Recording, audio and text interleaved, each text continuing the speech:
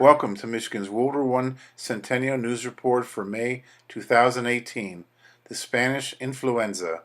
During this program, we're going to examine the Spanish influenza pandemic and the Michigan connection to it.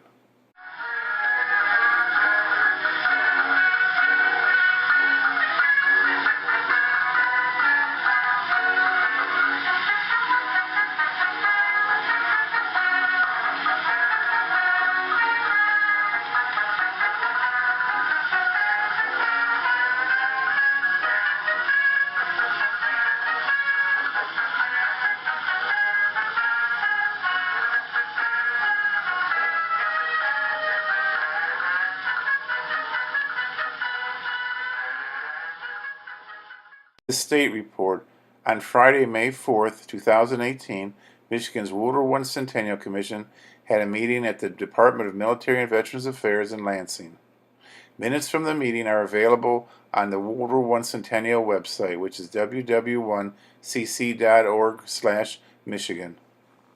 On Wednesday, May 9th at 9 a.m. at Heartland High School, teacher Paul Scheidler had his classes do a presentation on a WW1 soldier, Raymond Hedapole. The class broke into a couple different groups. One of the groups did a timeline on world events through 1918-1919. Another group did a timeline for Mr. Hedapole. And the group during the presentation presented the two together. And it was interesting to see how Mr. Hedapole's life compared to with world events. The students were very interested in this project, and it came across in their presentation. On Memorial Day, Monday, May 28th at 10 a.m. at the Whitechapel Cemetery in Troy, Michigan, the Michigan Polar Bear Association had its Memorial Day Remembrance for the American North Russian Expeditionary Force, known as the Polar Bears. Polar Bear Association President Mike Robo and Chair of Michigan's WW1 Centennial Commission, Dennis Skupinski, are seen here standing in front of the Polar Bear Monument on Memorial Day 2018.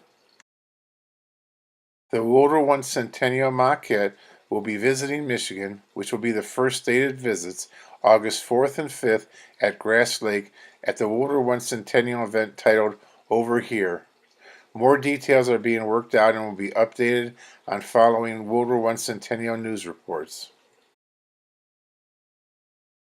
On November 11th, 2018, at 11 a.m., the armistice bell ringing ceremony would take place. In 1918, on the 11th day, in the 11th month, at the 11th hour, the Allies and Central Powers agreed to a ceasefire that would mark the end of the World War. The National Cathedral in Washington, D.C.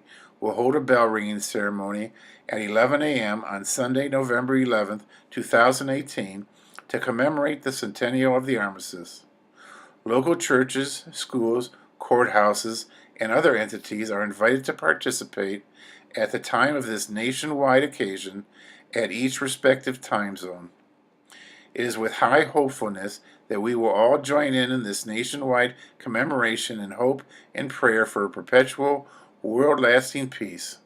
For information, contact Jerry Benson, 517-373-2353.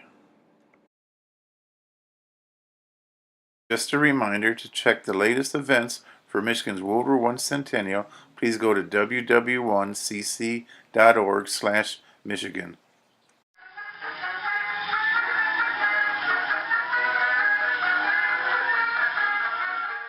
One century ago, May 1918. On May 2nd, 1918, General Motors acquires the Chevrolet Motor Company. On May 10th, 1918, the British ship HMS Vindictive was sunk to block the Belgian harbor of Ostend. On May 13th, 1918, the first U.S. airmail stamp was issued. It cost 24 cents. On May 15, 1918, the first scheduled U.S. airmail service began, using 6 converted U.S. Army Air Service Curtiss JN-4 Jennies. They were flown by Army pilots under the command of Major Reuben H. Fleet and operating on a route between Washington, D.C., New York City, and an intermediate stop in Philadelphia. On May 16, 1918, the Sedition Act of 1918 was passed by the U.S. Congress, making criticism of the government an imprisonable offense. On May 18, 1918, at a TNT factory near Oakdale, Pennsylvania, there was an explosion that killed over 200 people working at the factory. On May 20, 1918, the USS New Mexico became the first electrically powered ship. She had a turboelectric transmission, which helped her reach a cruising speed of 10 knots. On May 21, 1918, the U.S. House of Representatives passes an amendment allowing women the right to vote. On May 24, 1918, British General Frederick Poole lands in Murmansk, Russia. Later in the year, the American North Russian Expeditionary Force would be under his command. May 27, 1918, began the Third Battle of Aisne. The battle was part of the German Spring Offensive that focused on capturing Chemin-des-Dames Ridge before the American Expeditionary Force arrived completely in France. It was one of the series of offensives known as the Kaiserslaut, which launched during the spring and summer of 1918.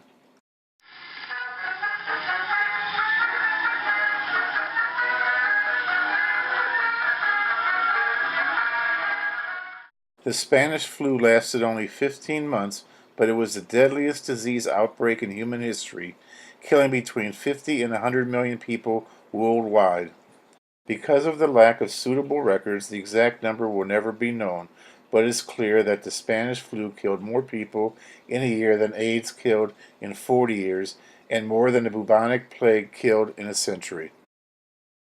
The influenza pandemic was named the Spanish flu because during November 1918, Spain was the first country that allowed its press to report on the influenza outbreak. Even though the Spanish influenza started in the early part of 1918 in the United States press was not allowed to report it due to the Sedition Act and also the Committee on Public Information headed by George Creel. This news censorship was one of the reasons why the Spanish flu spread so quickly across the United States and also over to the warring countries in Europe.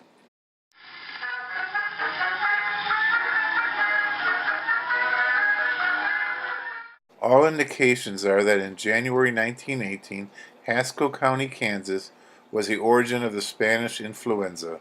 Haskell County sits in the southwest corner of the state of Kansas, and in the county, farmers raise hogs, and it's also the flyway for 17 species of birds, including sandhill cranes and mallards.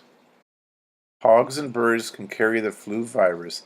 It's suspected that one of these viruses infected a human in Haskell County, Kansas. In early 1918, a local physician, Dr. Laurie Miner, alerted the U.S. Public Health Service about the unusual influenza activity in his location. Even the local newspaper, the Santa Fe Monitor, confirms that something odd was happening when it reported that Mrs. Eva Van Alstyne was sick with pneumonia. Ralph Lindemann was quite sick. Homer Moody has been reported sick.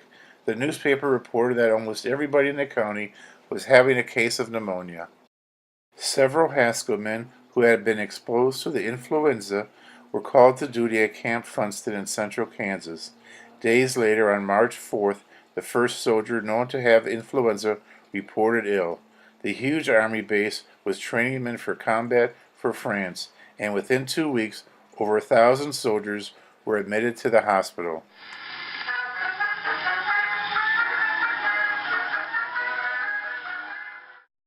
The Spanish flu had outbreaks at 24 of the 36 large training camps for the U.S. Army in the United States. Tens of thousands of soldiers were in the hospital ill with the disease. Many more were exposed to the influenza virus. Many of the thousands of soldiers exposed to the influenza virus were shipped over to France, exposing civilian and military personnel along the way, spreading the Spanish flu and making it a pandemic. The Spanish flu was an influenza virus that mutated rapidly, changing enough that the human immune system had a difficulty time recognizing it and attacking it from one season to the next.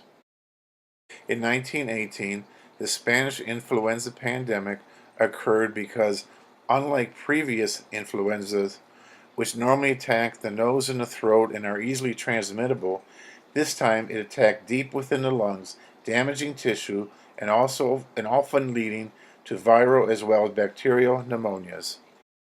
During the early stages of the pandemic, the press was not allowed to report about the Spanish influenza, allowing it to spread unchecked.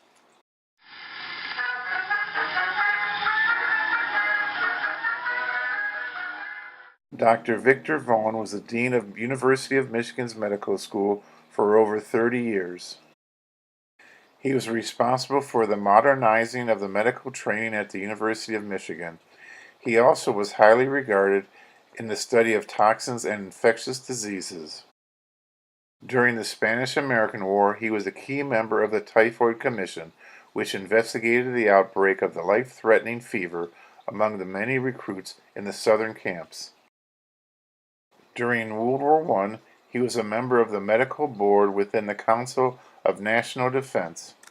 He was also head of the Army's Communicable Disease Division, which was dealing with the Spanish influenza pandemic.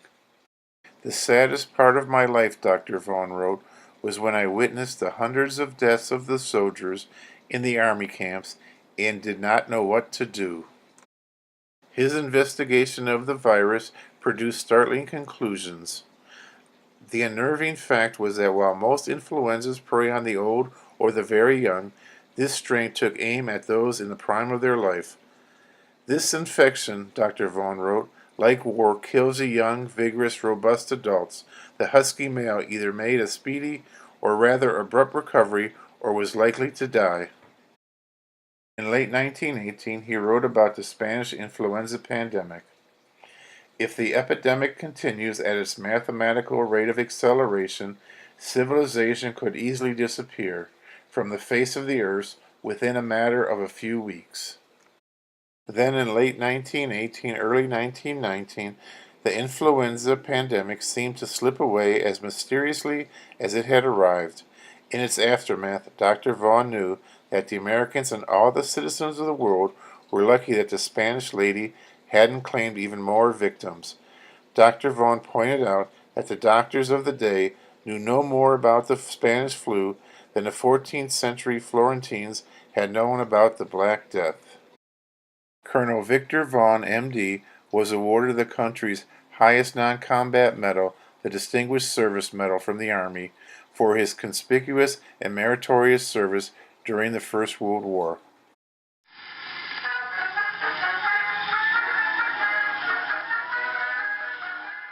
On December 13, 1918, President Woodrow Wilson arrives in France in order to take part in the Versailles Peace Conference. Then on April 3, 1919, during the peace conference, President Woodrow Wilson collapses. He had a temperature of 103 degrees, intense coughing fits, diarrhea, and other serious symptoms. A stroke explains none of these symptoms. Influenza, which was then widespread in Paris and killed one of the young aides to President Wilson, explained them all. President Wilson's sudden weakness and severe confusion halfway through the conference was widely commented upon. Very possibly contributed to his abandoning of his 14 principles. The result was a disastrous peace treaty, which would later contribute to the start of World War II. We may never know for certain if President Wilson contracted the Spanish flu during the Paris Peace Conference in April of 1919, but it certainly does provide an interesting topic for discussion.